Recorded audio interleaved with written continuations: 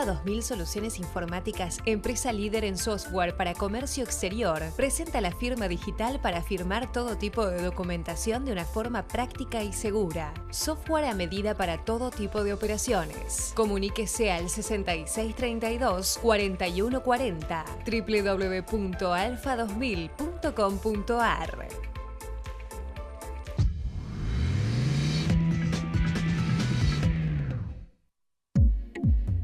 Bienvenidos a Mercado por Expertos, analizando el comercio exterior con el ingeniero Miguel Ponce. ¿Cómo estás, Miguel? Excelentemente bien. Hoy nos acompaña el licenciado Marcelo Elizondo, consultor económico internacional, titular de la consultora DNI y expresidente de la Fundación Exportar. Encantadísima, Marcelo, que hoy nos acompañes. Para mí es un gusto. Gracias por la invitación. Marcelo, el miércoles pasado anunciábamos los cambios en el gabinete, anunciábamos la nueva situación que se da en el área de producción y anunciábamos también las novedades que hay vinculadas al Fondo Monetario, vinculado al cambio de país fronterizo a país emergente, y decíamos cómo esto va a impactar en la economía real, particularmente en lo que es el análisis nuestro habitual, que es el tema del comercio exterior.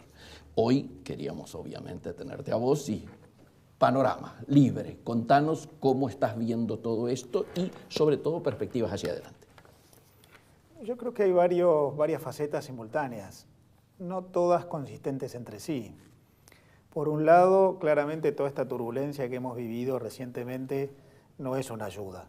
Para cualquier actor del comercio internacional, las oscilaciones bruscas en el tipo de cambio, las dificultades en la previsibilidad, obstruyen el desarrollo de negocios. Por lo tanto, lo primero me parece es que es de esperar un poquito más de calma y de predictibilidad. Segundo, en relación al acuerdo con el Fondo Monetario, eso es una buena noticia, es un respaldo, es un soporte para la Argentina, habrá financiamiento para el sector público, habrá dólares y creo que allí tenemos una ayuda. En tercer lugar, en relación a los cambios, yo creo que el cambio en el Banco Central no es solamente del presidente, también es un cambio de políticas, incluso pautadas con el Fondo Monetario Internacional. Pensemos que se habla de que teóricamente ahora vamos a tener una cotización más libre del dólar, con menos injerencia del Banco Central. Probablemente en el corto plazo esto nos permita tener un poco más de competitividad por el lado de costos medidos en dólares.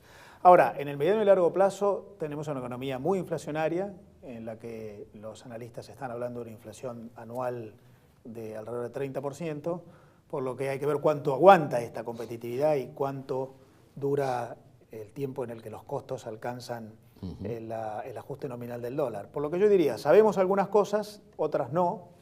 Lo más importante sería, lo más rápido posible, tender a un escenario de más confort en términos de equilibrios consolidados, de menos volatilidades e inestabilidades. Hay un tema que preocupa, yo diría, no solo al comercio exterior, sino a la producción en general. Vos bien tocaste el tema de la situación que se da a partir del cambio en el Banco Central, pero el tema de las tasas, arriba del 40%, que impiden prácticamente descuento de cheques, poder pensar en actividades que superen ese nivel de rentabilidad y por lo tanto ayuden al tema productivo, particularmente a las pymes. ¿Cómo pensás que puede llegar a evolucionar ese temita? El problema de fondo que hay en Argentina, Miguel, es el problema fiscal. La Argentina tiene un déficit de presupuesto muy alto, al cual le ha costado mucho reducir.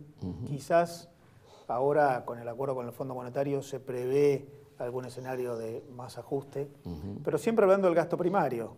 Así es. Y finalmente hay que pagar todo, no solamente el gasto primario, también hay que pagar los vencimientos de deuda. El origen de la monetización del déficit precisamente fue el desequilibrio en las cuentas públicas, y esa monetización fue la que generó la necesidad de que el Banco Central, a través de las LEBACs, aspire pesos. Por lo que yo diría, lo que tenemos que tratar de lograr rápidamente es un equilibrio en las cuentas públicas y a partir de ello equilibrios generales. Mientras eso no ocurra, bueno, hoy todavía tenés la herencia de las LEBACs. Se estima que se ha acordado que este problema de las LEBACs irá siendo subsanado a través de una serie de pases, a través de los cuales el Tesoro devuelve deuda al Banco Central, el Banco Central con eso absorbe el EVAX, mientras tanto eso requiere un proceso. Y mientras tenemos una inflación muy alta, como la que decíamos, las tasas van a seguir altas. Sí, claro. Es un recurso que utiliza el Banco Central para tratar de espiralizar aún más, para tratar de que se espiralice, para tratar de evitar que se espiralice aún más la inflación o incluso correcto, que haya presiones sobre el tipo de cambio. Por lo que a mí me parece que en el corto plazo, lamentablemente, las tasas van a seguir altas y son consecuencia de desequilibrios anteriores. Hay algo que a mí me preocupa muchísimo, Marcelo, y es la demanda de la sociedad por soluciones prontas, rápidas. Algo que has mencionado permanentemente era el factor tiempo. Y sabemos que la reactivación de la producción, la contratación de mano de obra y todas las variables derivadas de este aspecto fundamental tiene que ver con la competitividad. Desde un análisis frío, ¿es posible reactivar la producción en un mediano plazo? Vos has nombrado algunas variables, pero digo como para respuesta a la sociedad, aumentar la contratación de gente, de mano de obra. ¿Lo ves posible? ¿O estas demandas de la sociedad son prácticamente de carácter imposible lograrlas en el corto plazo como necesita, ¿no?, la sociedad?